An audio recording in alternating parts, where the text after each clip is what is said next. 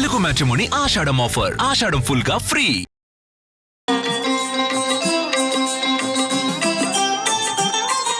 నమస్కారం.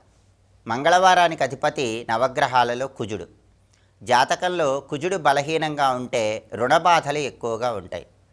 తరచుగా అప్పులు చేయాల్సిన పరిస్థితులు ఎదుర్కొంటున్నప్పుడు, ఒక అప్పు తర్వాత ఇంకొక అప్పు వస్తున్నప్పుడు మంగళవారం సందర్భంగా కుజుడికి అధిష్టాన దైవమైనటువంటి నరసింహస్వామికి సంబంధించిన ఒక ప్రత్యేకమైన శ్లోకాన్ని భక్తి శ్రద్ధలతో దీపారాధన చేశాక పఠించినట్లయితే తరచుగా వచ్చేటటువంటి రుణబాధల నుంచి సులభంగా బయటపడవచ్చు.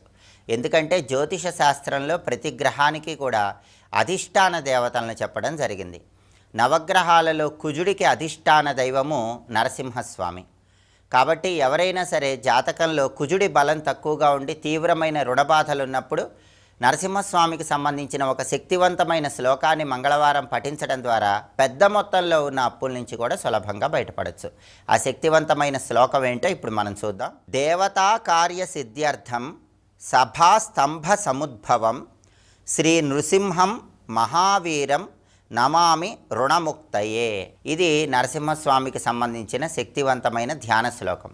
ఈ ధ్యాన శ్లోకంలోనే నృసింహం రుణముక్తయే అంటూ ప్రార్థన చేస్తున్నాం. అంటే మాకు ఎంత పెద్ద రుణబాధలు ఉన్నా సరే ఆ రుణబాధలన్నీ పోగొట్టు స్వామి అని నరసింహస్వామిని ప్రార్థిస్తున్నాం. అలాగే మంగళవారం నరసింహస్వామిని అర్చన చేస్తూ నరసింహ మంత్రాన్ని పఠిస్తే ఇంకా విశేషమైన ప్రయోజనాలను జ్యోతిష శాస్త్రంలో చెప్పారు. జ్యోతిష శాస్త్ర పరంగా కొన్ని గ్రహాలను పాపగ్రహాలుగా చెప్పడం జరిగింది. శనిగ్రహాన్ని, రాహుగ్రహాన్ని పాపగ్రహాలుగా జ్యోతిష శాస్త్రం వర్ణించింది. ఈ పాపగ్రహాల వల్ల ఇబ్బందులు ఉన్నప్పుడు కూడా ఈ శ్లోకాన్ని పఠిస్తే ఆ ఇబ్బందుల నుంచి సులభంగా బయటపడవచ్చు.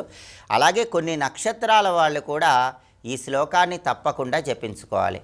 మృగశిర, చిత్త, ధనిష్ట, స్వాతి నక్షత్రాల వాళ్ళు, అలాగే పుష్యమి నక్షత్రం, అనురాధ నక్షత్రం, ఉత్తరాభాద్ర నక్షత్రాల్లో జన్మించిన వాళ్ళు ఈ శ్లోకాన్ని పఠించడం ద్వారా జీవితంలో తొందరగా మంచి పురోభివృద్ధిని సాధించవచ్చని, ధనపరంగా ప్రయోజనాలు పొందవచ్చని కూడా జ్యోతిష శాస్త్ర గ్రంథాలు తెలియజేస్తున్నాయి. కాబట్టి ఎంత పెద్ద అప్పులున్నా సరే ఆ అప్పుల నుంచి క్రమక్రమంగా బయటపడటానికి, అవసరానికి ధనం సమకూరి తీవ్రమైన రుణబాధలు అధిగమించటానికి మంగళవారం సందర్భంగా నరసింహస్వామికి సంబంధించిన ఏ ధ్యాన శ్లోకాన్ని ఇంట్లో దీపారాధన చేశాక కనీసం 9 సార్లు పఠిస్తే అద్భుత ఫలితాలు కలుగుతాయి. ఇంకొకసారి చూద్దాం మరి.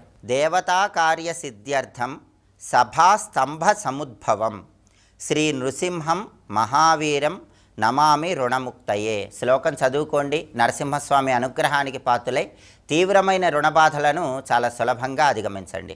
స్వస్తి.